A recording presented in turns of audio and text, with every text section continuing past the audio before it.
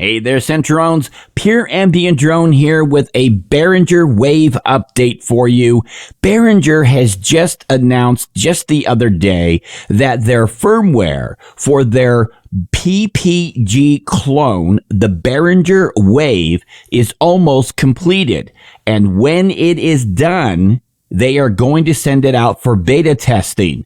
So we're still a ways off from completion, but it's good to know that the hardware is finished. Now all they have to do is get the software talking to this machine and get it out to us. So there is no time frame of release of when this is going to be out. There's no price yet released. I'm thinking sub $1,000 on the price of this. They haven't yet had a synthesizer over the $1,000 mark as of this video. Things could change though. This is a very complicated synthesizer. It's going to be interesting to see how they fare in these non-analog waters, if you will. Now, as some of you may recall, the PPG originally was made by a German company by the name of Palm Productions.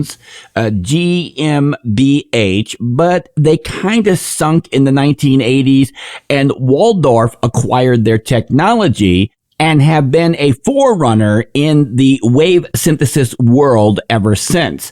So it's going to be very interesting to find out what this thing is really going to sound like and what it's going to be capable of doing. Now, it seems these days everybody has an opinion about Behringer and what they're doing by cloning these keyboards, these synthesizers, if you will. And some people are absolutely for it, and there are people that absolutely are unhappy with it. And I, for one, am a supporter of a company that is resurrecting back to life some of these synthesizers, and I would say in Behringer's image, because no clone is 100%. It's just impossible to put lightning back in the bottle, if you will. But I think Behringer is doing a great job. I think that they're experiencing normal hiccups from a company that is trying something new. Remember, it's only been a few years that Behringer first released the DeepMind 12, which I still have today and I think is a fabulous synthesizer.